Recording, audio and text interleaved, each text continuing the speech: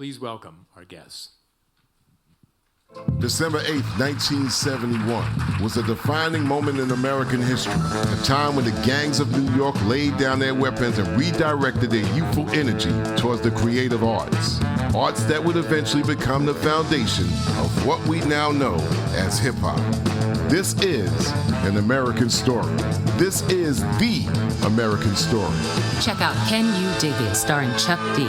Available on Audible. Can you dig it?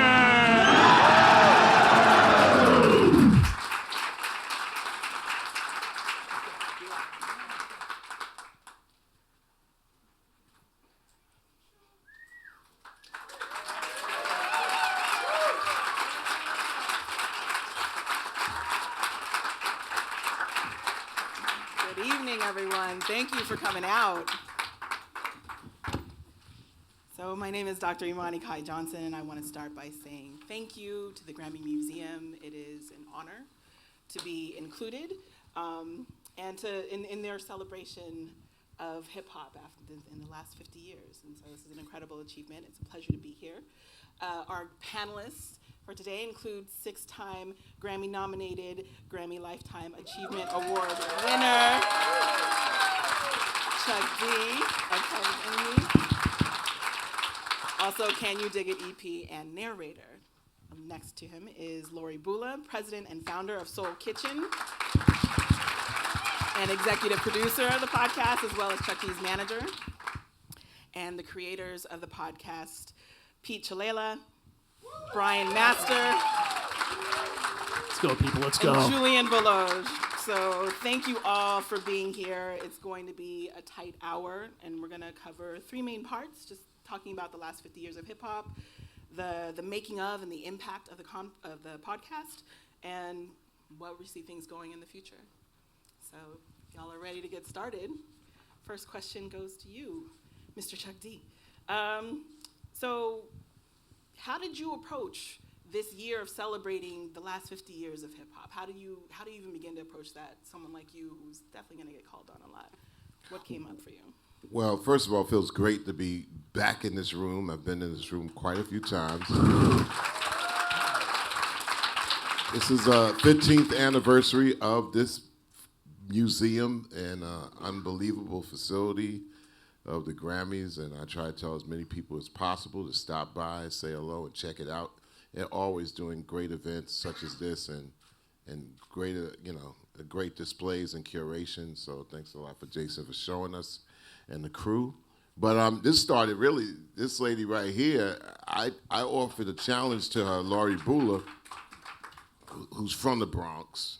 And usually she gives, a little bit too much of her damn Bronx stories.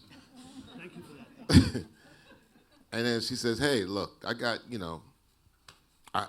basically I told her 2 years ago, I said, we're getting, into 2020, and we're going to enter that 50th year of hip-hop soon. This is like 47 or 48th year of hip-hop. I'm like, we got to make something, we got to make importance greater, if not greater than popularity. And we got to be able to be part of the things that tell the story. So we did the Fight the Power 4-part documentary series on PBS and BBC that did a archaeological, forensic, detailed expose of what led into hip-hop. And this was pretty much alongside the same time in Hip Hop 49 and at that curve, where she could tell you more than that this story of what happened before hip hop was woven into what she already was working on, the film. And when it came up, it was like, well, Chuck, I got some more Bronx shit for you. I'm like, oh, here we go again. And that's when, this came across the table. They'll be a lot more clearer than I am. But in meeting this crew behind me, I mean, they're like Fenway Park bleachers or something, right? That's right, boy. That's right. But, and meeting Pete and Bryan Masters and Julian over the phone and over the Zoom, they'll get to tell you more about it. But, yeah, meeting Pete, who's basically Flavor Flav to to Bryan Let's Masters. do this. So, and then it was a match made in what do you call it? No, the match made in Fort Apache. Yeah, so the just to sort of pick up what Chuck was saying, this project came to us, and you guys were in your early stages, and I already knew the story of Black Benji and Yellow Benji, having grown up in the South Bronx at that time, which is weird because I'm only 29. But anyway, and so it just seemed like a natural fit because of what we were already working on, as Chuck said, and Chuck has had to suffer through many Bronx stories. There will be more. And then so then we got hooked up with these guys, and it seemed like a natural fit. But more importantly, it was a really important story that most people just have a very sort of glossed over Hollywood opinion of, or people think of the Warriors, which is sort of a very fantasized version of it and not completely accurate, but is certainly a great gateway drug to what actually happened, which is how I look at it. So how did you end up connected with Can You Dig It? Did they come to you? Did you cross paths? Oh, we had a mutual friend who brought us together. Yeah, CAA. I thought it would sound less douchey to not say CAA, but leave it to the Flavor Flav of the group to bring it full circle. Not that there's anything wrong with CAA; they are friends and family. But it came more not even with she didn't even as much have her agent hat on. She knew what we were doing. She knew our background. She knew who I was. She'd already been watching all of the roughs for Fight the Power, How Hip Hop Changed the World, which we had actually made with the BBC, just because I cold called them, because that's how I am. But anyway, and it just was a natural fit. It made sense. Like Chuck was saying, it was almost like the story before our story, even though we had sort of touched a little bit on gangs. Okay. And how did you feel when you first heard the pitch for the podcast? For both of you. I mean, I thought the pitch was fine, but it wasn't until I actually spoke to them. I'm sort of one of those people, like, whenever I hear a pitch, I think of The Player. If you guys have ever seen that movie, it's a great movie with Tim Robbins in the early 90s. It's always like, and so we're going to frame it here, and then we're going to do something that's like this thing meets that thing, and it's like Superman meets, whatever. Not that their pitch was like that. I mean, they had a great deck. Oh, okay. But all pitches all pitches are a little bit, it was more about talking to the guys. No, she was really testing who we knew. I think you really to see wanted if it to was see like it's authentic. not bullshit. I mean, that's really what it was. And for the record, it was Sons of Anarchy meets Welcome Back, Kotter. That was. Yeah, it was one of those things where my job is always to make sure that history don't be a mystery, and clear the mythology, especially in this this is such a information yet misinformation age, where so many people today listen with their eyes and they don't even listen with their ears the same way humans did last century. So when this came up as being like an audio offering, I was still like, okay, really? Wow, okay. No visuals? Okay, but we already had the visuals in Fight the Power. This went into the gristle of the reason why even the Fight the Power formed. So it was a perfect fit, I thought. Cool. So what then goes into, I have a clear understanding of why this podcast, but what goes into deciding even how to curate your year of celebrating the last 50 years of hip hop? So how do you decide what? Well, these things had to form. I mean, I'm 63, so when all this was forming in 73 or 71, 72, I was old enough to be aware that this thing was happening somewhere over there in the Bronx. I'm from Long Island and Queens, so what it did is it cleared up a lot of regional mystery. My parents are from Harlem, so the Bronx was just always over there with cousins that couldn't live in Harlem, but it was cheaper to live in the Bronx. But we're talking the 60s. And something happened to the Bronx going from the 60s into the 70s. See, the Bronx in the 60s, I remember being like, sort of like Queens, but like sort of like Harlem in between. And then by the 70s, it turned into neither like Harlem, nothing like Queens, into this own thing that, yeah, I got some relatives over there, but I hate going there. And and so a lot of the things start to make sense of okay, but this is evolving out of a place that was left for dead. And the President of the United States even said in 1974, F New York, and especially the Bronx, Leave It for Dead. Then later on, trying to answer up and try to cover that up, Reagan comes to the Bronx. But we're talking about something that led up into the decay of an area where it was left for dead and further squandered, that the people there were picking up the pieces. Not the administration, not the city. Everybody had jetted out of the Bronx of taking care of the community or being able to rebuild the community when we talk about the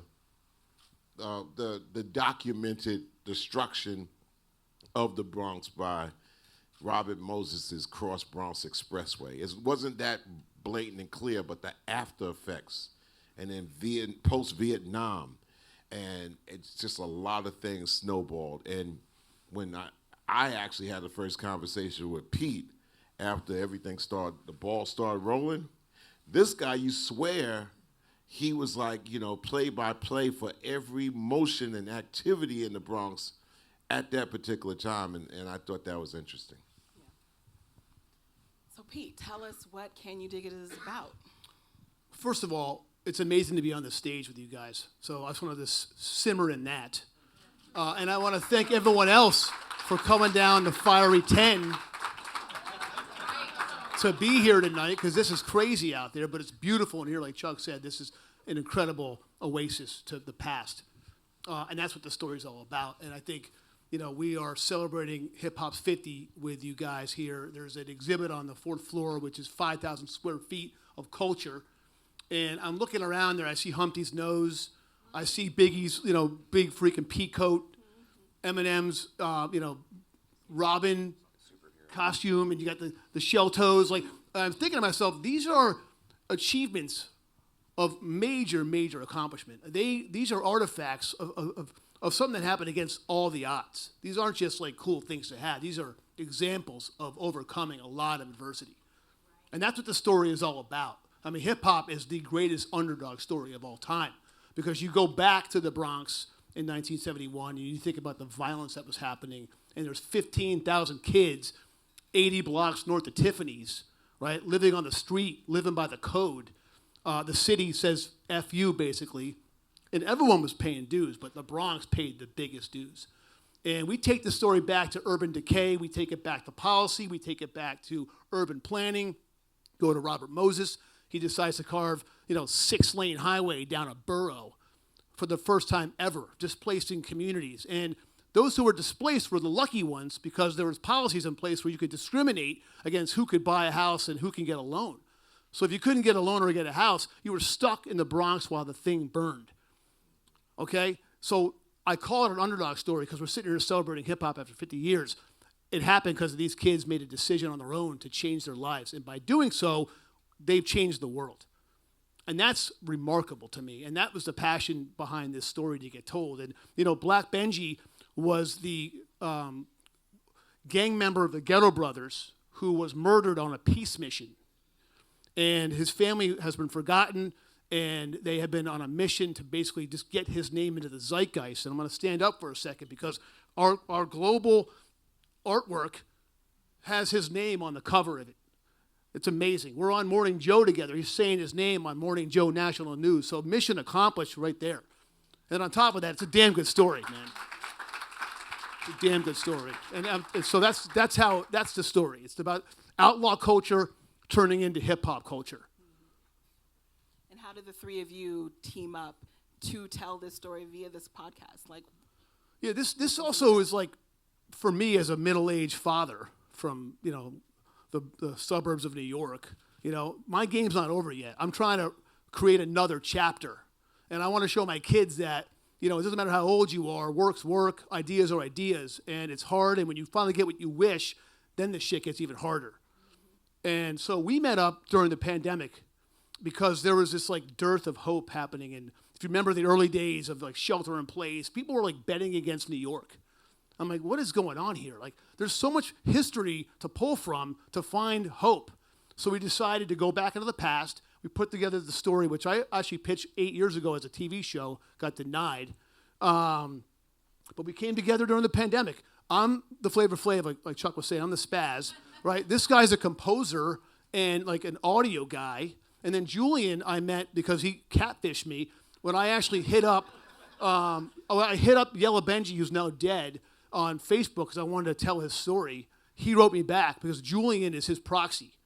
So we had access to the family, right? Access to the story, and then the skills to get it done and the passion to drive it through. So. And then thinking about Audible greenlighting this podcast and the unique approach of it all together, like how did that come together, do you think? What prompts getting greenlit for this? Hard work, timing, luck, right? Positive energy, a bunch of no's.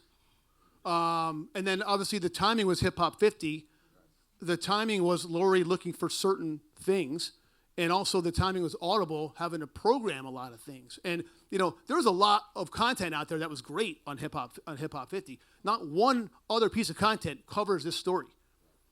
And that was also cool. And then we wanted to decide, again, we're creators. We try to be innovators. And Audible's the same. They are the HBO for your ears. And we brought them something unique that they wanted to push the limits with. Mm-hmm. So let's talk about the podcast a bit. It is an incredible mix of acting, intimate stories from the voices of people who were either there or related to folks who were there. I know I was impressed when I heard Black Benji's niece, Angelique Nixon, speak. That's right.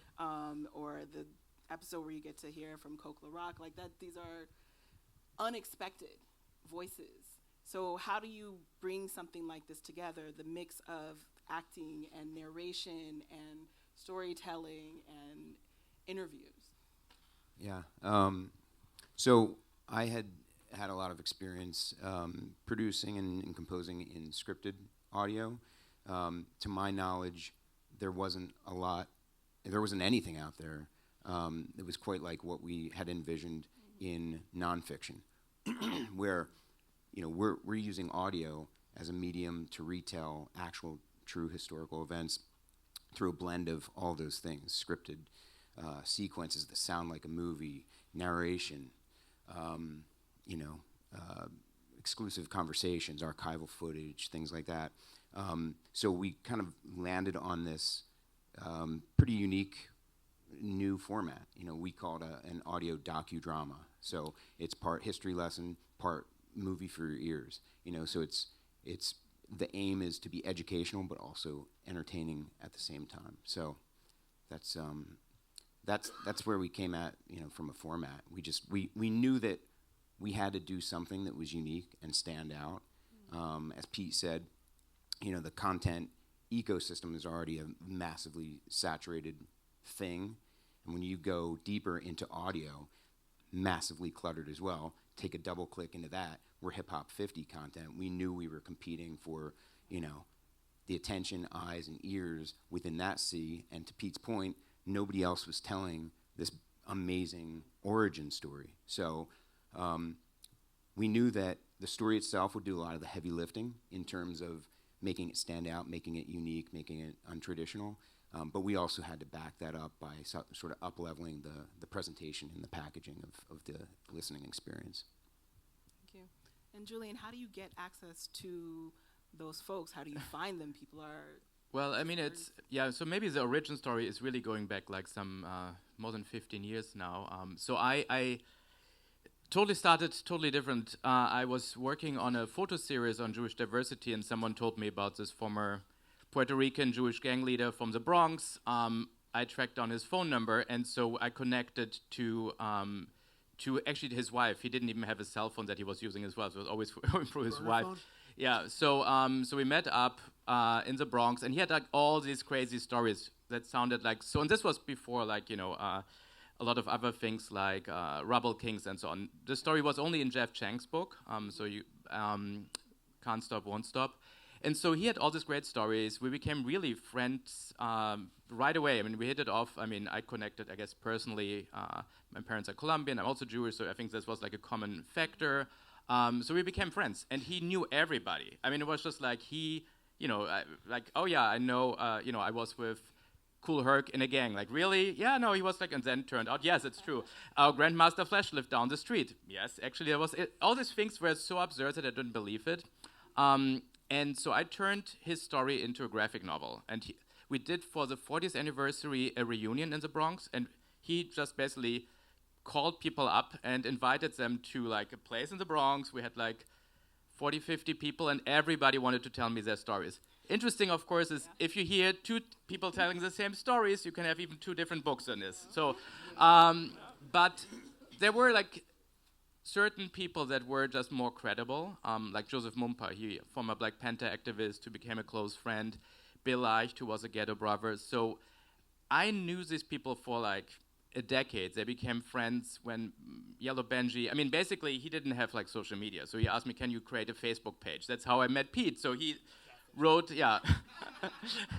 So he wanted to connect with him, and I answered. And also, I mean, a lot of these people have been burned many times. I mean, there are people who come, they want to get like one quick story out of it, one, whatever it is, and they disappear.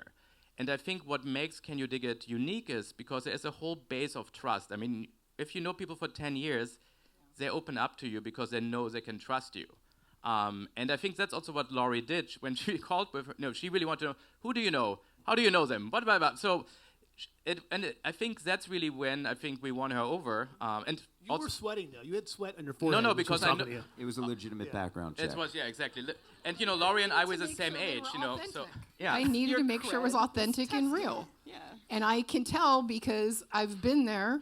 And that's one of the things that every now and then Chuck and I joke that sometimes I'm like a secret agent because people who don't know me, like they're like, who's the white innocent looking girl? They have no idea. There's more odds that I will cut someone than anybody else because of my background. But if I can slip in on the low, it's all the much, it's like all the better, right? It's all good. Yeah, so and just to get to the unique thing, was like during the pandemic, I got a random like Facebook Messenger message from Angelique Lennox, had no idea who she is, said, hey, did you do this graphic novel? Can we talk? I was like, who is this? I don't know. And it turned out that her father was Black Benji's half-brother. They had no connection to the stories for decades. They assumed nobody remembered her uncle. And she said, oh my God, you have to talk. And this was even before we said we're doing a podcast. Said, you have to talk to my dad. He had dementia at that time, but we found a day where he was really sharp. It's the first time he went on the record about his brother, and unfortunately passed away a month before the release. So he never even heard it, which is really hard. Let's just set the stage, though, also, because Black Benji was murdered trying to keep peace. What happened after that was the Ghetto Brothers were supposed to go back, retaliate, and have blood flow through the streets of the Bronx. That's the next move when it happens. So they actually got together, and they had the Poe Avenue Peace Treaty. And the fact that they brought thousands of kids and they laid down their weapons, that was the moment where sound and art could travel through territories. And without that travel, there's no Herc Party. Without the death of this guy, there's no DJ, which means there's no hip-hop. So this family was like just blown away by this story. And our mission was, again, to bring all these people into the light. And I think she was pretty happy about it. And, we got even the street renaming was something. There's a school teacher in the Bronx who basically, once, they read the graphic novel, she, with her kids, collected, like, signatures to do the street renaming. And the city said, sorry, you don't have any connection to the family, not going to happen. So Angelique contacted me. I connected her to the teacher. And, 2 months before the podcast came out, the street renaming happened in the Bronx. Because of the students. Because of the students. And it was all grassroots kids from the Bronx learning their own history, which was amazing.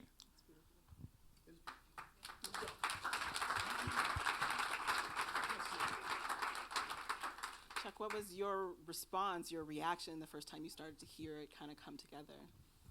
People are clamoring for good things, positive things all the time. You look at names on streets and nobody ever questions it, especially New York, with so many names on so many streets, but nobody really ever questions what this name or who this person was, which shows the gap in, in I guess historical and geographical matters. So once you start tying a little seed of that into young people, then it takes on a whole life form of itself. So when it started to come to shore, and Lorrie said, "Hey, listen, this is something that this is something that works, and that's when I have to, I have to like, okay, now I'm running the play.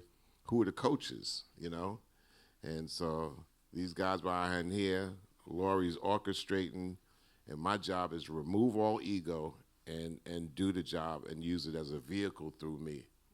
And that's what had to take place. I had to say, okay, listen, okay, I know a little bit of the vernacular. I also did like a 7-part series that we did a couple of years ago for The Clash, where I had to learn. I mean, and that was, I needed to get physical therapy after that one, because, you got to learn like, kind of like South London jargon from 1977, and I wasn't there. And I mean, I had to get coached to really kind of read the script 5 different times. This was a little bit closer to home, yet and still I needed, the energy of Pete and Bryan, and also knowing what, where Lorrie comes from, because I always had that Bronx in my ear. Mm-hmm. It's like, I got to nail this. I got to really seriously, be at that moment from that time, and I got to deliver that. So I was a vehicle. After, how this is going to hook up here, how it's going to be run, what's the story. I mean, the storyline is so detailed. My job was to make it seem like I was telling this story. Since it's only Audible, no big pun intended, I got to deliver this like I'm right there at that time. I got to bring 73, 71, 70, 69, 68 right up into 2023. 2024, but it doesn't come without coaching, and it doesn't come with having your ego there at all. You got to be a clear vehicle, right? That's right. And I'll get a line and maybe take it this way, and Peter's like, no, and cool. That's my job. My job is to nail it, and that's what happened with me. Let's give them a sample of that nail. Please. I have one actually queued up. And again, 2 things had to happen. One, we had to nail it for Audible because we wanted to bring them a hit. But we also were stewards of Chuck D's work. So we had to make sure that we did a good job for him also. This is his brand and his name. So this clip we're about to play is, and we're also representing the family. So think about this. Like, they are cloaked in violent death. That's their legacy. And we're about to go tell it for them. So there's a real burden there to make sure we do a good job. And this clip we're about to play is, it's almost his obituary as told from a journalist from back then, Tony Batten, who did a show called 51st State for a PBS branch in the Bronx. And he basically was their voice. So we basically took his words, gave him the credit. Bryan scored the shit out of it, and it's amazing. And then Chuck delivered with the voice. We call him the Morgan Freeman of hip-hop. Okay, that's what this guy is. So let's see if we can hit play here. Brandon, I think we got to hit play from up there. And loud, and yeah. Cornell Benjamin was 25 years old when he was murdered. In the Bronx, in sections like Morrisania, Melrose, Hunts Point, children become men. And still retaining an innocence, remain children long after the time their ages might suggest. In the South Bronx today, death is an ironic but frequent event, and the fist of irony is clenched within the knowledge that death, violent death, is often most heavy here among the poor who may seem to have so little to lose. Here, perhaps because of its frequency, sorrow is never born out of any sense of form. To live in this community today may be to share in an inhuman existence. On these streets, the youth of the South Bronx is molded and educated in the rules of the survival game.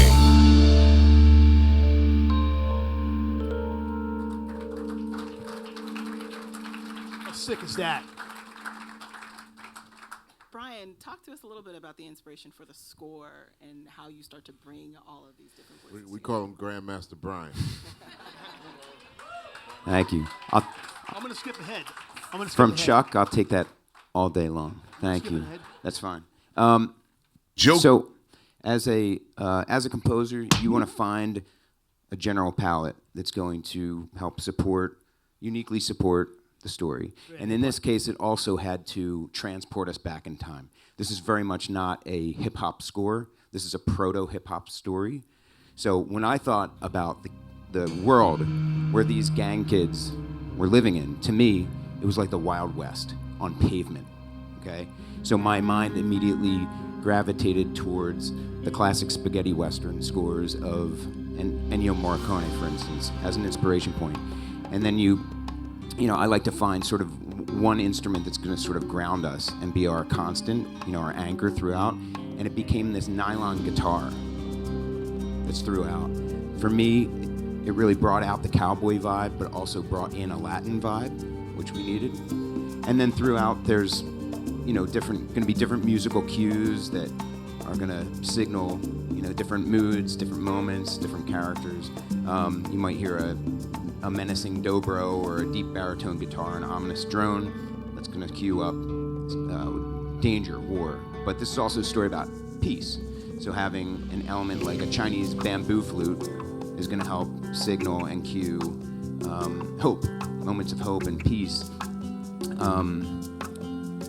And then, in addition to the more tender, dramatic, cinematic score, we also needed some pick-me-up music to kind of move things along. And that's where, we start to bring in elements of funk and soul and Latin, Kung Fu funk, which is what you're going to hear right here, and some live drums, some bass, a vibra slap here and there, cowbell, and more cowbell, of course, wah-wah guitar, congos, bongos. It really starts to transport you back in time. Horns.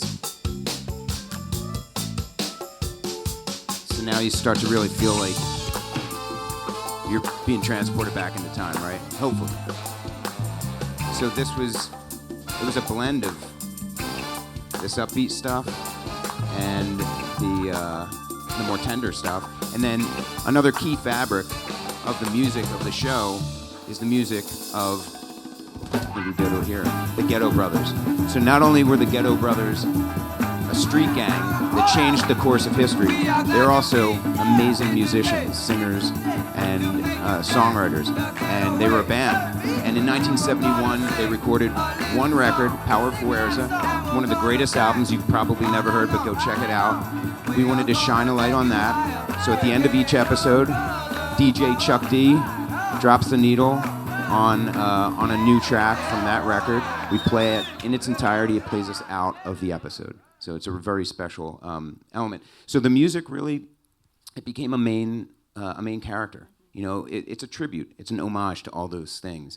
Whether it's Latin fusion or spaghettis or 70s kung fu flicks, blaxploitation films. Like it was a melting pot of all of that. But yeah, it's a tribute. And I'll borrow or rip off Ennio Morricone one last time. I'm going to quote him. He said, "There is no great soundtrack without a great story that inspires it." And that was certainly the case here.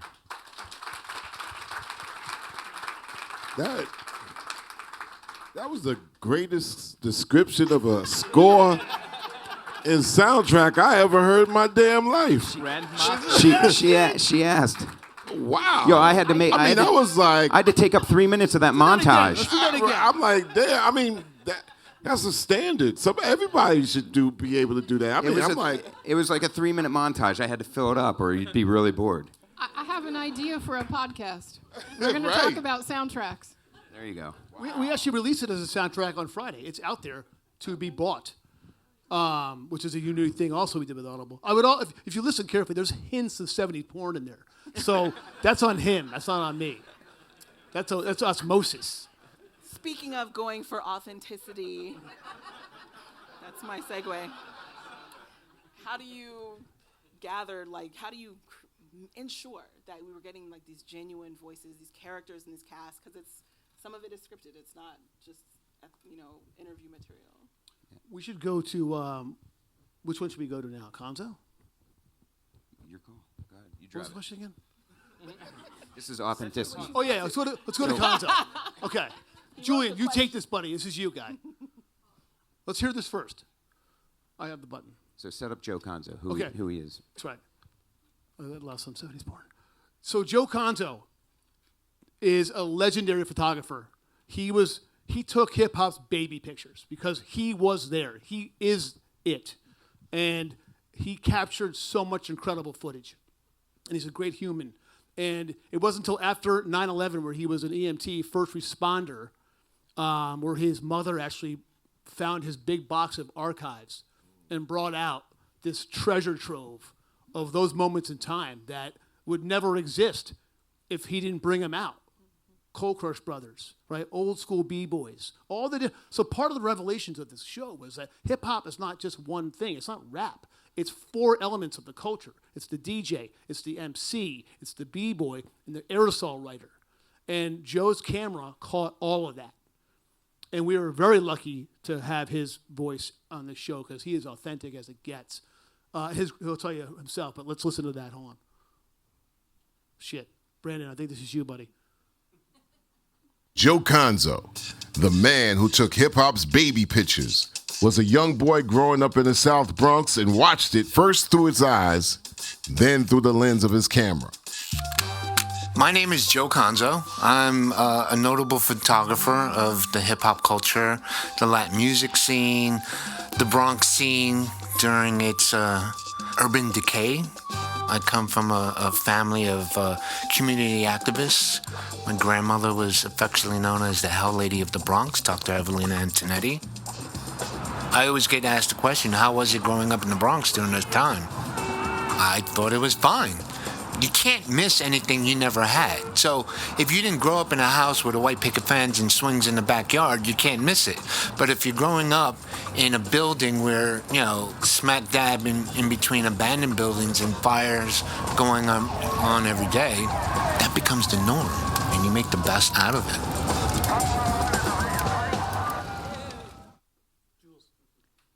So, it goes back to the long relationship. So I was fortunate enough that I both knew Yellow Benji and Karate Charlie personally, and they made a lot of the first introductions. So people like Joe Conzo, I met through them. And so I think what we had was really that the people who lived the story introduced us to others who lived the story. And it's interesting now because both Karate Charlie and Yellow Benji are not alive anymore.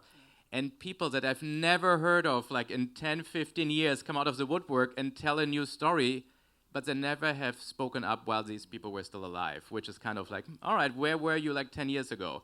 And we see this more and more. And obviously this happens, but when we identified the people, and we were sitting together, or we were on Zoom sitting together, identifying who to invite, I really walked them through, okay, Joseph Mumpa, he was a Black Panther activist. He went to the Ghetto Brothers. He introduced the concept of the peacemaker. We had to, and that's what he talked about. Interesting enough, the Bronx is such a small microcosm that he also became the first manager of the Cold Crush Brothers. Joe Conzo, his grandmother gave Benji the first job. And, there's all these, connections. It's in a way, it's like a TV show. It's whatever. It's a small, it is, what I love about the Bronx is the arts and culture scene is still, very connected. For example, when we went, so Pete wanted to see a jam. I said, Grandmaster Cass is having a jam in the summer. Let's go to the park. We went to Crotona Park, which is one of the parks where actually the model for the Can You Dig It scene in the Warriors movie. And I saw Coke La Rock just standing there. I said, oh, this is Coke La Rock. And nobody, it was just we walked over. I said, hey, we're thinking about doing a podcast. Sure, lucky, you talked to Julian and... It took us 200 hours to track them down and whatever, when do I have to be there? But, it was just the people are still there. And you can find them if you're in the community and if people in the community also trust you. And, Lucky called me 20 times to make sure, what is this podcast? And so, because people like Coke La Rock have been exploited a lot. And, if you see so Coke La Rock was actually the MC, the hype man for DJ Kool Herc. And if you looked at all the Hip Hop 50 events, in 99% of them, he was not even mentioned, which is kind of a shame. And he told us the story of the first party, which, again, was a little bit different than the official narrative. For instance, he was also the DJ at this party. People think he was just a hype man. No, he was not. Coke became a very good friend of ours. it's just nice, and we hope that in a season 2 that he will have a bigger role and really get his voice out. But yeah, the people are still in the Bronx. It's not you can find them, but also you need this base of trust that they talk to you, because they have over the years, people come, exploit them, and move on, and we are there to stay, and we want to really tell their stories. I mean, our job was really just to listen. This show is not about us. It's really giving these people a voice. That's really what it's about. Did you ruffle any feathers with the decisions about who to include or who not to include? There are some people who strongly expressed to me that they should have been in the show. That always happens. And I mean, when we went to the street renaming, there were a few people from the Ghetto Brothers, or they claimed to were back in the day in the Ghetto Brothers, said, "Oh, that's not true. You should talk to me." And I was like, "Well, he is the widow of Yellow Benji." I was like, "Oh, okay, whatever." But yes, You had a fake jacket on too. Like, come on. yeah, I mean, that thing that were I mean, we don't have to go into the details, but yes, there are always people who feel like they have to be there. And yes, I'm sure there are other people that maybe if we had more space and whatever, we could have included. I think we were very thoughtful with the voices we chose. These are people that I think have a certain authority also in the community, and I think that was very important. But yes, I mean, there are always people that feel maybe they have to be more in the spotlight. And they're the ones that didn't listen either. We heard a lot of people on social media making comments. I can guarantee you not one of them actually listened to the show, because what they were saying actually is in it. Well, a lot of times when it comes down to organization and proper curation, either you curate and caretake, or somebody's going to undertake. And usually when it comes down to black culture in this country, black and brown culture especially, the survivors tell the last story, because it ain't going to make the news, it ain't going to be a movie, it ain't going to be no radio show anyway. But things have changed. Things are as far as technologies, they're more available. Everybody's walking around with this gadget, whether you like it or not. You got a gadget that's attached to you that you look as being a member of your family or a new pet, especially these damn trash-ass iPhones. Did I say that? Because they're always readjusting this. I've got to change my cord now into the USB thing, so forgive me on that little diatribe kicking out right now, because it's relevant to the moment with me. But anyway, you have access to all these properties or these tales or these stories. Now, Audible means a lot because you have a device to engage on it. You don't have to run home and turn on a big radio, or if you don't have a car, you don't have a radio system, or if you don't have a box with batteries, you can't. So Audible, the podcast that's happening now, the radio, the television, I should say the filmed and whatever you're checking out, YouTube or Spotify or whatever, there's access to content. And they said content is king, yeah, but the access is also the road to you being able to check it out. You can't make a horse drink water, but but you can actually have it there. So this is where these stories now are starting to say, hey, listen, we're going to find the proper narration, the proper curation, the real story in this, instead of it just floating in the air like myth. Because myth is like yeast. And after a while, it's like, well, you know what? I was there, and I don't believe that. And then everybody wants to interview the survivor. But this is something that caught it right in at the pass. And this story got properly told. And this story plugs into like Fight the Power, which we felt was also properly told through the voices that were there doing it and the voices that were looking over it. So we felt in Hip Hop 50 that it had a thorough bed platform. Now we can start looking at Hip Hop 51 and Hip Hop 52. Like, how about all these other cities that are happening in this country, around the world, if they want to say hip hop? But what's the real story dynamic of hip hop in Southern California and also the Bay Area?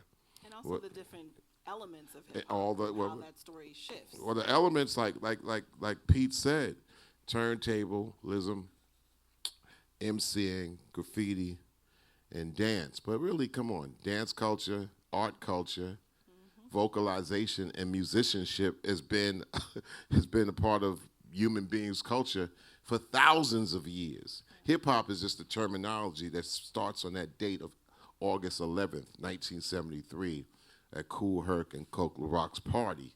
Now, we were always creative in the same way, but that's the term that starts on that day.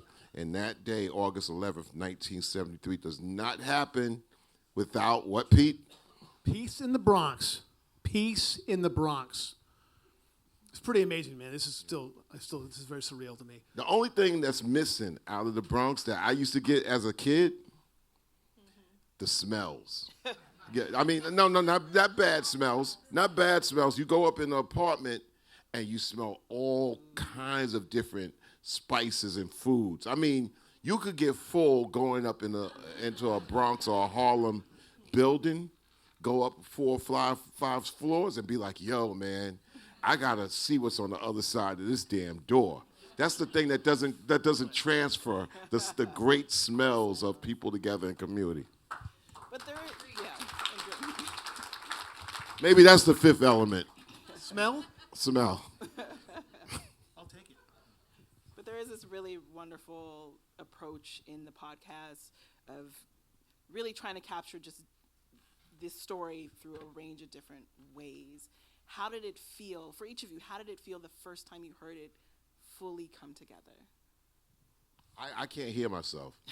As soon as I hear my voice, I all of a sudden cancel it out. So I always think, oh, man, turn this shit off. But it just cancels out. But everything else sounds great. I'm going to jump in. We were involved in, the scripting and authenticity, and these guys did all the heavy lifting, but making sure it was accurate. And, as they've already said, I vetted them to make sure we had all the right people involved. But to actually hear it, because I wasn't involved in that part of it, so they would be sending me stuff, I was completely floored. I mean, you hope you pick the right partners to make something, but until it's made, do you really know if people have delivered? And I was incredibly proud, and more than proud, I knew that we had told a story that, was very much like, myth to people who were growing up in the Bronx. People knew it at that time, but to have it all come together and to hear it, I felt like we really nailed it, and I was really proud of all of the work the guys had done. Thank you. Thank you. I mean, also creating was really it was basically changing all the time because we did the interviews, and every interview something new happened. So we didn't know the end product as we were doing it because, every conversation brought something new. For me, I think the best moment was when Wanda, the widow of Yellow Benji, and Angelique, the niece of Black Benji, both said, wow, this is really wonderful. And I mean, Angelique was crying, I was crying, we were all like, wow. And this is really what it was all about, that they feel great. And job done. I mean, once they were happy, I'm happy.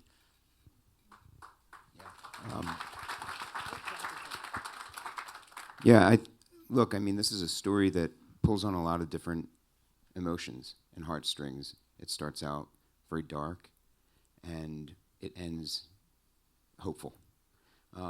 So as storytellers, we certainly had a duty to the story, to the unsung heroes, to the family members, to our cast, to the casting process, to our crew, to our luminaries who offered commentary, to the Bronx, to the culture.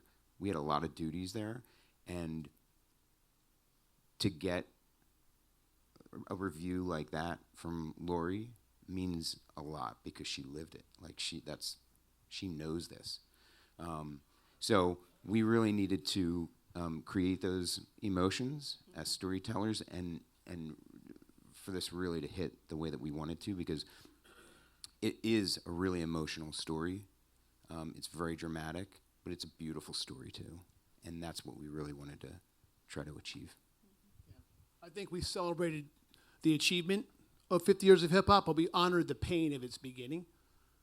To me, it was an emotional ride. I mean, we had 18 cast members which we casted from on the ground in the Bronx and in Soho, and then throughout some of the our principals from SAG. But a lot of the cast was right there from the Bronx. People who just wanted a break or needed to learn how to speak on a mic, and they had to deliver. But we found a lot of diamonds in the rough, and it was really exciting to watch them come to the set and in the studio and put down the words.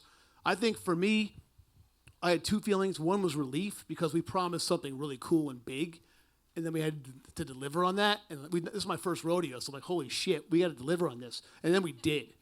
And then I was really proud. I remember sitting down in my back room and just listening to the interviews and the music underneath it, and listening to Henry Chalfant, who is he's the Obi-Wan Kenobi of hip hop.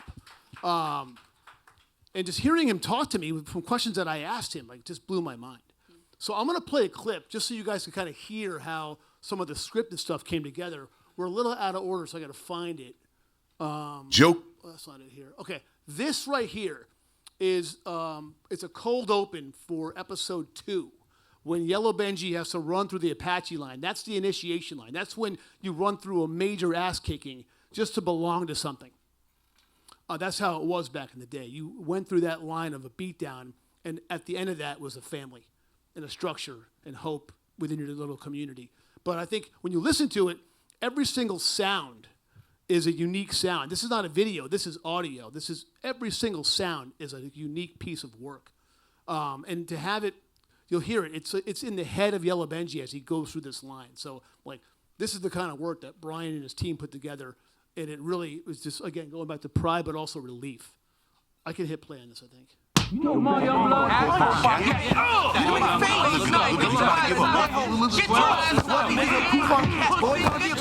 on, Benji. You got this. You got this. You are a co-funk cat. You are a co-funk cat. Come on. You wanna watch the kids? I need you here. The children need you. Benji, I need you to watch your siblings, okay?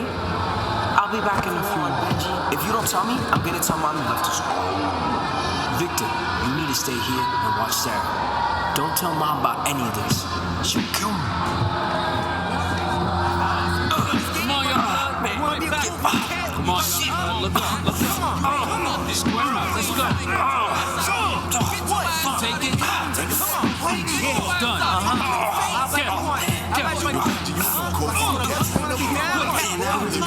About to give up. Hit him again. Ready for the cat? Come on.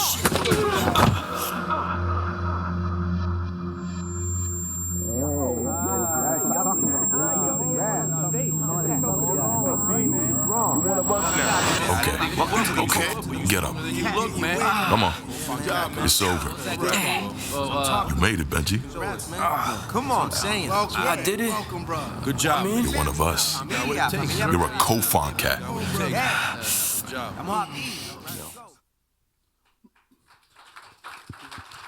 I would just say to that, my kids, to belong to something, they try out for a team and they make a team. These kids have to do that to belong to something. And last Thursday in New York City, the Empire State Building was yellow for Wu-Tang. Okay? We're talking about going from Staten Island, the slums of Shaolin, to the lights of the Empire State Building. That's what I'm talking about when I say underdog. That's some serious shit.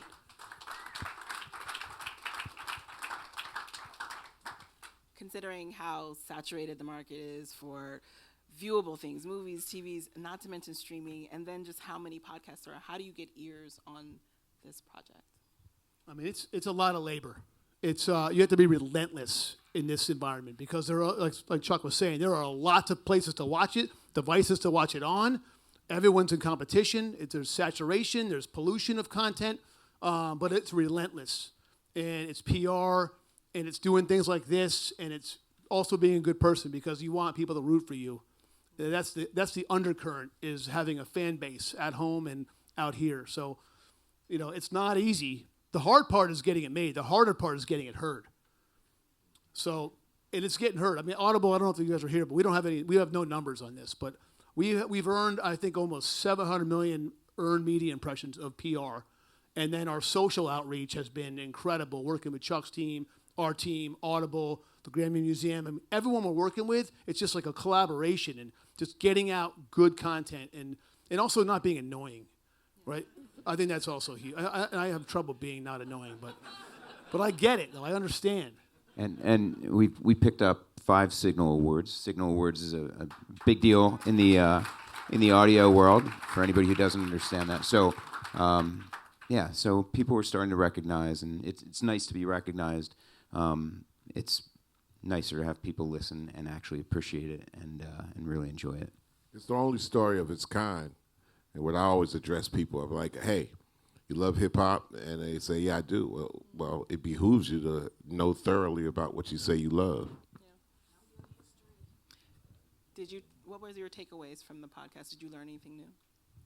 I learned everything new in reading the script. I mean, what it did is like it answered questions that were always lingering. Okay, yeah, we knew the overview of this is what happened to the Bronx, and I had cousins, and this is what came out of the Bronx. I'm there at the same time. I'm there in real time. Yeah. But how did it happen to the detail? So as I'm going through the script, and then, Pete basically like, yo, this happened. He's pretty much reassuring what Lorrie been saying all her life. I'm like, oh, okay, all right. This makes Lorrie even more legit. So, then the pressures were on me to like, listen, I don't want to be the guy that F's this up now, because now everybody else is a superstar.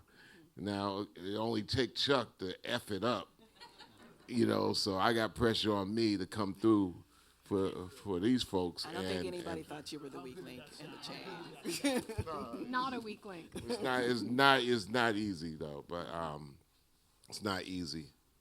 But like I said, you have to pay attention to the coaching, and you have to nail the vernacular and the moment. And in this story is it can so easily be missed because it has been missed. It's been a miss out of the information. So you got to make it detailed. But one thing we do agree, it's the only game in town as far as this story being told. Mm-hmm. So it's not getting mixed up with this, that, and the other, 8 people saying the same story about something that kind of existed. No, this is nailing it to the frame as a prequel, a prelude to the thing that we all say, oh, we love it. It's Hip Hop 50. We love it. Okay. How about this? Look, when I did grow up in the Bronx then, and I remember when the Warriors came out and I was a little kid and have an older sister, and we thought, wow, this is like this weird Disneyland version of where we live, but it's the closest thing to where we live, so we're going to embrace it anyway. But it was very much like this, Disney version, even though for some people who, grew up in a different way than us, the Warriors seems really hardcore, and I understand. But and we knew that it was kind of based on the Black Benji, Yellow Benji story.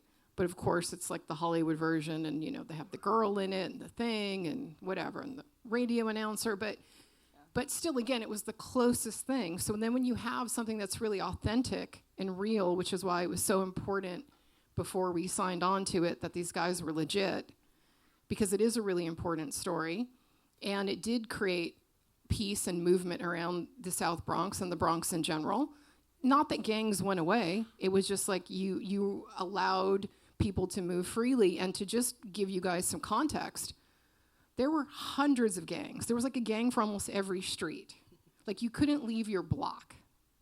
Think about it. You couldn't leave your block. If you left your block, you could, and people didn't really have guns, but still you could die anyway. It was baseball bats was usually the thing. But you couldn't leave your block for fear that you would be sculled, is what it was called. So think about that.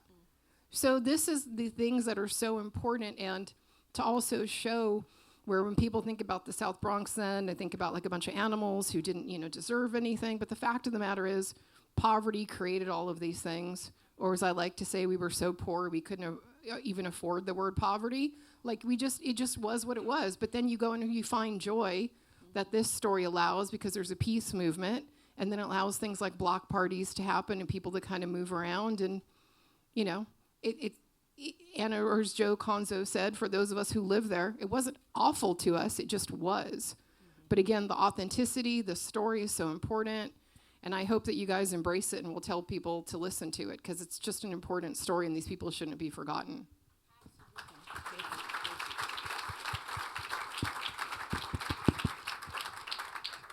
So for two of you, both of you having been there, thinking about this transition from like analog days of handmade flyers and mixtapes to today and podcasts and streaming, how do you tell the stories that you know still need to be told? How do you? Well, quickly, I don't want to, because I want these guys to talk. Chuck and I started a production company, and we've been making stuff. And the reason why we did it, not because we needed another job, because we have many jobs. It was because we wanted to tell important stories well, with quality and authentically, and we don't want these stories to be forgotten. So whether it's Can You Dig It, which we think is a really important story, which is why we signed on and helped these guys bring it across the finish line, or Fight the Power, or some of the other stuff we're making now, or the other things, whether it's the Clash or the Knicks. We want to tell important stories accurately and authentically, because we've also seen many other docs where we've also been a party to that are not told properly. They're not accurate. They don't do the artist a service. They don't do the culture a service. We answer to the culture. We answer to the artist. We answer to the people. That's the shit we want to make and are making.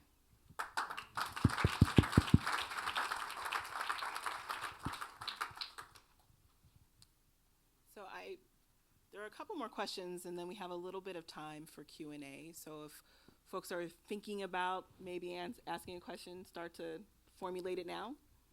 So when it comes time, you can just jump in.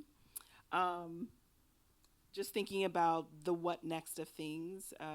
There are a few different questions I can ask, but really, like, not only what next project-wise, what are you working on next, but also what do you think needs to happen next with hip hop? We have this year of celebration, and then there's an after. So where do our attentions need to shift in the after? Well, Hip Hop 51 is important. Yeah. And we thought Hip Hop 48 and 49 was important. We didn't come into Hip Hop 50 like, okay, what do we do? Mm-hmm. At the top of the year, and I've said this before, we were even discussing it in this building. We laid the groundwork, I think, for the high discussion of hip-hop and what it was to the world and what it came out of, what it was saying, straight out of the artists and all the contributors' mouths. And as far as multimedia and future media, I really don't get in the way of this lady because she understands it politically and also in the area of the boardrooms to be able to understand that they just cannot come to the culture and just flick a switch on and be part of the culture. Because I'm in the back. That's why I'm in the background with my baseball bat. Mm-hmm. I'm not going to the boardroom. I'm not having negotiations across. I think, company, you need to. No, I'm be like, if you can't deal with Lorrie, you definitely, I'm in the background. You got to treat this culture and the people that the culture comes out of, you got to treat it right. You cannot F that up. Because if you F that up, number one, you're not coming out of that conference room right. And she knows what to do. She has that language.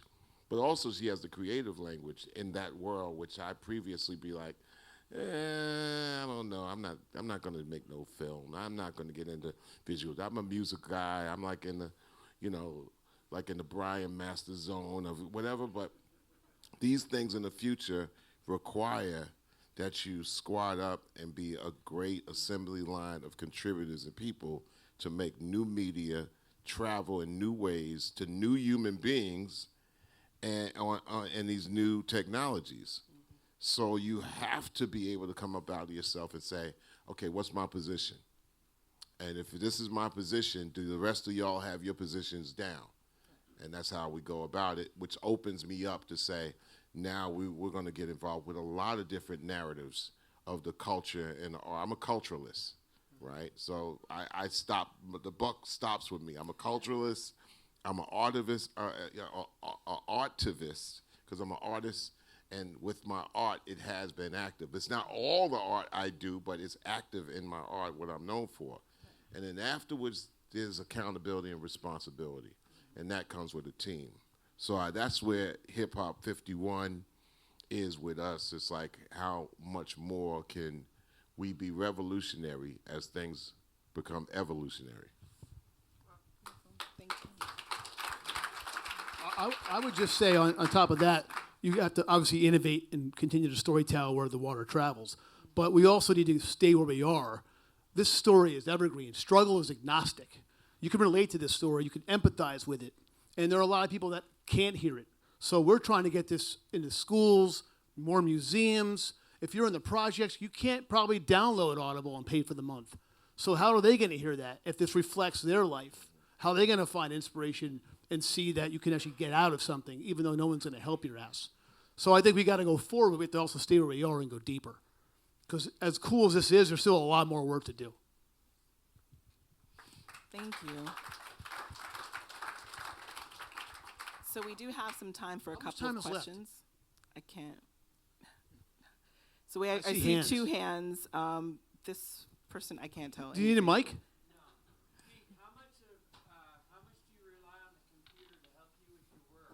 Oh, as far as typing, all the time. Every day, all day. Or ChatGPT, we don't really mess around with that just yet. But I type every day. Okay, thank you. Yes, in the back. First of all, I really, really enjoyed the story, the message. As somebody who grew up in the Bronx adjacent, also known as Connecticut. Jason, for real. For your music and message. It really did hit outside of those urban areas and really had an impact. Terrific story. I guess my question is, as we sit here in 2023, we talk about outlaw culture. In 2073, 50 years from now, can we point to, dare I say, a hip-hop artist right now, and this is for anybody really, that you could point to that's sending that message, or a group, and I know this is far beyond the music, but I'd like to pose that question to you, as somebody who can, or not somebody. No. The answer is no. But what will form to be something, well, number one, I'm not going into 2073 at all. We don't know what 2024 is looking like in this country right now. I mean, really? I mean, we got so many real things to take care of before we figure out where culture is going to be. Anyway, let me not digress.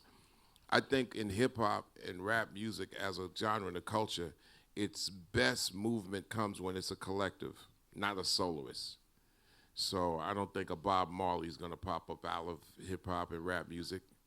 I think up to a certain point, up to negotiations with record companies, where they reduce the collectives into soloists, then some of that real change and power, hearing a lot of voices work together, started to disappear. That's the beautiful thing about Can You Dig It, because it's dealing with a dynamic array of individuals coming together as a collective to make it, talking about a movement of a collective in a community that was happening at the time that makes us talk about this story. So in hip hop, it has been reduced to, solo recording artists, and that's why we talk about administrators could kind of get a total narrative of all the diversity within. But it's starting to form together by default. If you checked out the Grammy performances, just recently we did something, filming for next year as a Grammy addendum to the Hip Hop 50, and that was administered by a bunch of creative heads and administrative heads. It airs in December on CBS. Yeah, airs in December on CBS. But LL Cool J and Questlove of the Roots are 2 significant figures that worked on heading it up as administrators instead of just like, we're just getting down. And that's very important. And we had a hand on it. We put some names in. I mean, we needed to make sure. Look, one of the things to answer your thing earlier is, hip hop has suffered from so many challenges. The obvious racism one, but the other one is genreism. There's still a lot of, the music industry is still controlled by a lot of old white dudes who think unless it has a guitar and a bass and drums and a bunch of traditional vocalists that it's not music. And that's just the truth. And that's something we're always fighting against and gonna be for a while. So to me, I think the challenge is in the next, we're not gonna make it another 50 years unless there's some super thing, but the challenge is to keep pushing forward and showing that this is a really important, and nobody thought it'd go 50 years. Go ahead. I like to just cap it off and seriously close the door, because seriously, 2024 on forward, if women ain't running 75% of anything, religion, government, structures, it's a wrap. No big pun intended. I do radio shows. We have the Rap Station Radio Network. Everywhere around the world, women are 34 to 40%, 34 to 35% of all of the output of hip hop. When you talk about women output in hip hop in the United States, it's like, well, we're gonna talk about, Saweetie and, Meg Thee Stallion and Cardi B's beef with Nicki, and that's it. It's like, women are really, around the world, 40% of the producers, record label owners, collectives, other artists, activists, organizers, administrators. If that doesn't change, hip hop ain't going nowhere. It's just too duded out. It's Penitentiary 5. It came. Listen, the male voice came at a particular time, especially the young black male voice came at a particular time where it was just nowhere. So therefore, it emerged. It emerged through. It wasn't love songs. It wasn't crooning. We couldn't get it mixed up with Shaka and Whitney. It was just like, it wasn't like Luther. This was like, it wasn't the Four Tops. This was somebody like, don't push me, cause I'm close to the edge. I'm screaming at y'all. So that was a particular time where that voice was necessary to scream out in the world, like, recognize what the fuck I am and what is going on. Cool. That's cool. Alongside it, women have a voice and a narrative that has been squashed into this small hole, like, yeah, croon to us, or, just keep doing those nice songs. And when you talk about, rapping, just see if you make sure you got a dude that makes sure that your rap is right, or you can compete. And that shit's over with. I'm telling you. So the future of not only hip hop, the future of government, the future of religion, the future of businesses, the future, if women ain't at least 60 to 75% of everything, it's a fucking rap. We're doomed. I'm serious. It's a rap. And that's it. So that's to me up to 2073. That's it. Connecticut, Bronx adjacent. How are we on time? Any time for an additional questions? One more. One more for these guys. Who's got a question? I see many hands. You've been yeah. Thank you very much. I'm Bridget. I'm from Switzerland. I'm hosting a radio show about rap. I'm sorry for my English, maybe it's not really perfect, but I understand. I wanted to know if maybe, because in my region we speak French, so I wanted to know if maybe there will be a translation about this podcast or something. It's a great question. Julian's, I don't know how many Chuck, books you have. how's your French? How many books do you have? Graphic novels? Yes. 16. He's got 16 books. I think all of them are also translated into Well, other actually, languages. the Ghetto Brother came out in French first before it came out in English, because people in the US thought like it's not really, there's no market for it. Very niche. But it came out in France in 2014 first. So It's a great question. But yeah, If Audible's here, that's a question for them. we would love to. We'll get back to you on that. I think you have, I also come from France also. I think you have amazing rapper, French rappers from that time as well, who initiated a lot of wonderful things in the hip hop culture of the 80s and the 90s. And I don't know, I'm just going out of there. Maybe one of them might be thrilled to actually maybe Well, we have an arc. This series has an arc. It starts with war, it moves to peace, it goes to party, and then it heads over to Europe. Right? That's the arc. And you want to, and right now, where we're at in 2023, going into 2024, that you want to be able to have the living element be able to tell a story as a breathing, living element that tells different stories in different languages. However, just like we have the gadget to our side and our hip, artificial intelligence is not going backwards. It's going forward. So you might even hear fluent Arabic even or whatever with my voice. I mean, I'm not saying that will happen, but we're at that stage right now.